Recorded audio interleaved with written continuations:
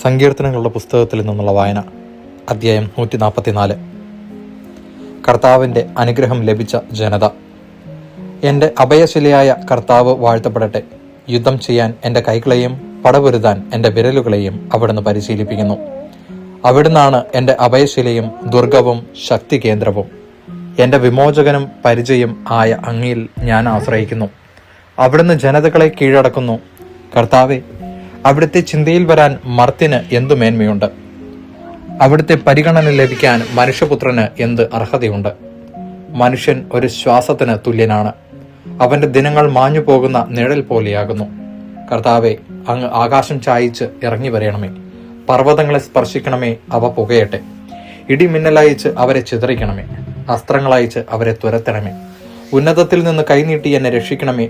പെരുവെള്ളത്തിൽ നിന്ന് ജനതകളുടെ കയ്യിൽ നിന്ന് എന്നെ രക്ഷിക്കണമേ. അവരുടെ നാവ് വ്യാജം പറയുന്നു. അവർ വലതു കൈ ഉയർത്തി കള്ളസത്യം ചെയ്യുന്നു. ദൈവമേ, ഞാൻ അങ്ങയുടെ പുതിയ കീർത്തനം പാടും. ദശതന്ത്രീനാഥത്തോടെ ഞാൻ അങ്ങയെ പുകഴ്ത്തും. അങ്ങാണ് രാജാക്കന്മാർക്ക് വിജയം നൽകുകയും അങ്ങയുടെ ദാസനായ ദാവീദിനെ രക്ഷിക്കുകയും ചെയ്യുന്നത്. ക്രൂരമായ വാളിൽ നിന്ന് എന്നെ രക്ഷിക്കണമേ. ജനതകളുടെ കയ്യിൽ നിന്ന് എന്നെ മോചിപ്പിക്കണമേ. അവരുടെ നാവ് വ്യാജം പറയുന്നു. അവർ വലതു കൈ ഉയർത്തി കള്ളസത്യം ചെയ്യുന്നു. ഞങ്ങളുടെ പുത്രന്മാർ മുളയിലെ തളച്ചു വളരുന്ന സസ്യം പോലെയും ഞങ്ങളുടെ പുത്രിമാർ കൊട്ടാരത്തിനു വേണ്ടി കൊത്തിയെടുത്ത സ്തംഭം പോലെയുമായിരിക്കട്ടെ.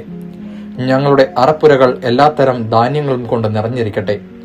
ഞങ്ങളുടെ ആടുകൾ ഞങ്ങളുടെ വയലുകളിൽ ആയിരങ്ങളും പതിനായിരങ്ങളുമായി പെരുകട്ടെ.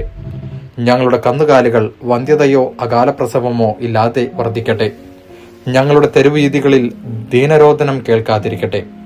ഇപ്രകാരം അനുഗ്രഹം ലഭിച്ച ജനത ഭാഗ്യമുള്ളത്. കർത്താവ് ദൈവവുമായുള്ള ജനത ഭാഗ്യമുള്ളത്. ദൈവവചനമാണ് നാം കേട്ടത്.